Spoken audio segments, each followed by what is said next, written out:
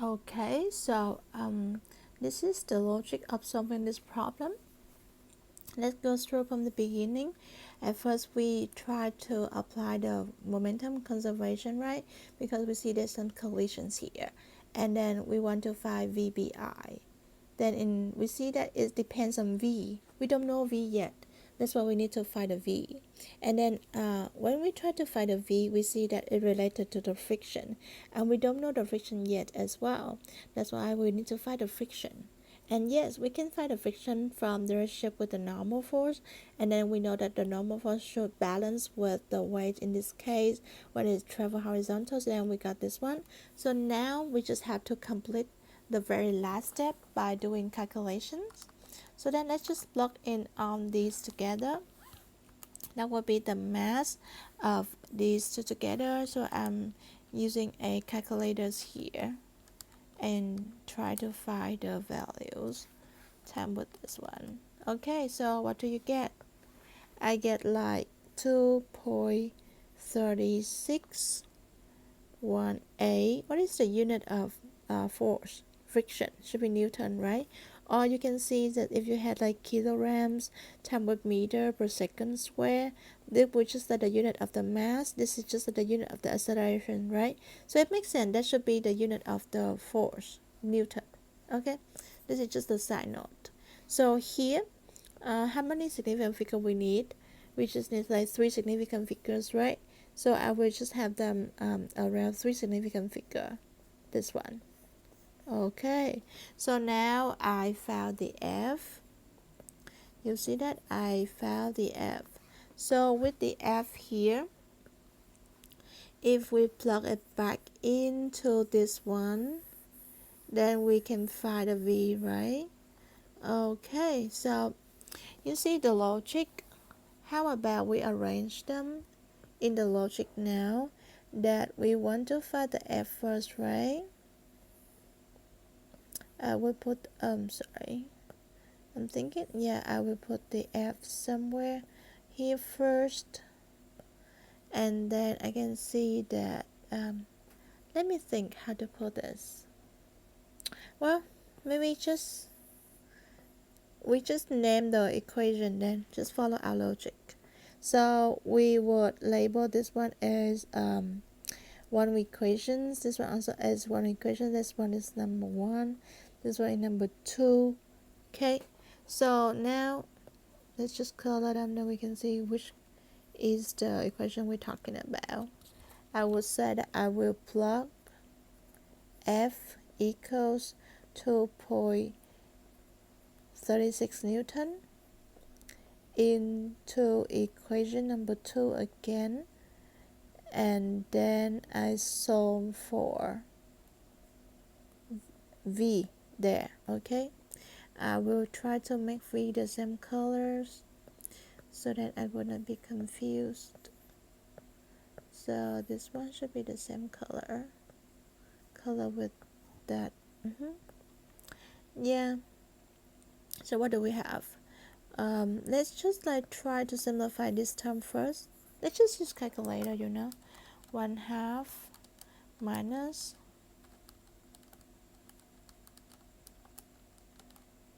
6.20, right? Yeah. Oh wait, no. We got like 5 is like to the minus 3, so that will be really small. So that whole thing will be what do you got? I got like minus 0.1 3 significant figure, right? Unit, don't forget the unit is still like kilogram. Okay, time with V square equals to the just plug it in, it should be some minus here. That would be 2.36 times with 0.23 meter.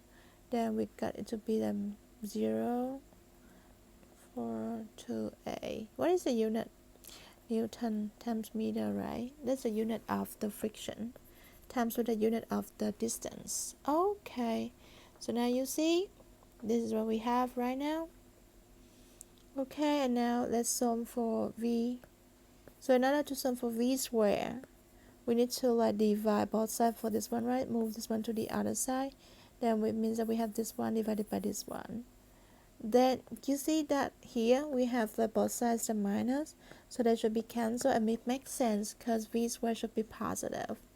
So then we have like v squared equals to this one, Newton per meter, divided by 0, this one, kilograms, right?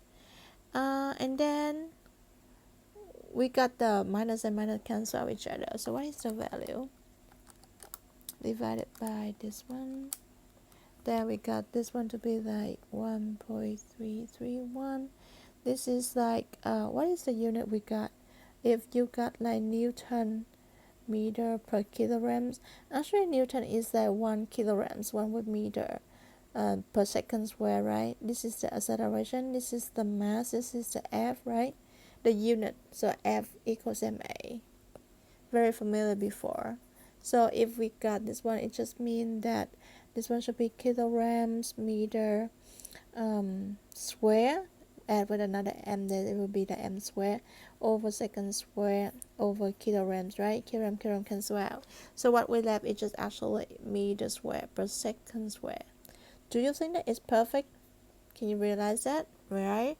Because on the left side we have like v square, and on the right side we have the units in like m square over second square. It makes sense because if you square root both sides, you square root everything, then what left here is just like the value of the v, and this one should be just the square root of that 1 point value 311 to be like about 1.14, and the unit left is just a meter per second. You see, we got the v. Yay, happy. And now what do we need? We got the v. That's this v. Can we just like add it to this one? Can we find this one? Yes, right? That's the very final step that we need to solve here. So let's just find the final one. We just need to like plug v into that one. I kind of like out space here, so let me resize them a little bit for us to have more space for the last part of this one. Okay, I hope that even though I'm doing it kind of like slow in here, but then you can follow me and then we can work together. Yeah, so let's now do that. We plug v equals to 1.14 meter per second into equation 1, okay? Because we have 1 above, so what is the 1 there? Okay, let me copy and paste them down here. This is what I love about GoodNote, because this allows us to like copy and then share things everywhere, so I don't have to be like rewrite them. Yeah, I'm kind of lazy to write them, keep writing them. Okay, so now you see better. Now we just need to add the v's here. This one, let's just add the v here. This is the v, and the v turns out to be 1.14 meter per second. Now we just have to solve for VBI, the thing that they ask for these problems, right? Can you see? Very simple, right? We saw that something multiplied with this one equal to this whole thing here, so we just have to like move them to the other side, right? So we got just the whole thing here divided by this one. Okay, that's what I'm about to do.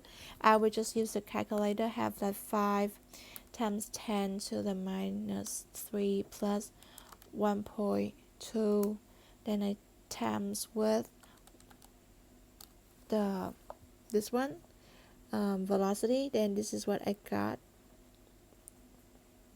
Okay, unit kilogram meter per second. I love units. Yeah, as a one that love physics, I love unit. I will make sure that what I'm doing it makes sense. I will keep the unit with me. So then, because sometimes if you work with numbers, you thought that you got it right, but sometimes there's some error. So it's very important for you to keep the unit along.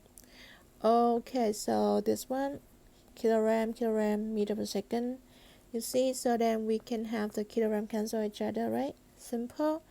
See, again here what left in meter per second. You see, keeping the unit can help you to say, oh, it makes sense. This is the correct way to do the math. Like if you do the math wrong, you will see that you don't get the right unit. That's why it's kind of like helpful for me to keep the unit along, even though it takes you time a little bit longer to write it, but I think that it's worth it. So anyways, let's just like use a calculator to calculate this one. This one. Okay, so this is the final answer I got here. 200. Oh wow, that's really fast. Does it make sense that the bullet can travel this really fast? Yeah, it really is. So you can see like how it can be really detrimental or fatal if it goes through our body, right? But it's just a good unplug. So anyways, you see, this is like how we solve the problems. I keep on the physics concept here on the right columns here, and I have these in here. So I will just upload the whole things here in the solution. So if you just want a copy of them, please feel free to use it. But I hope that if there's any questions that you're not very sure about, just feel free to comment below or just like ask me. I will happy to help because that's what I'm trying to do here. Thank you. Good luck.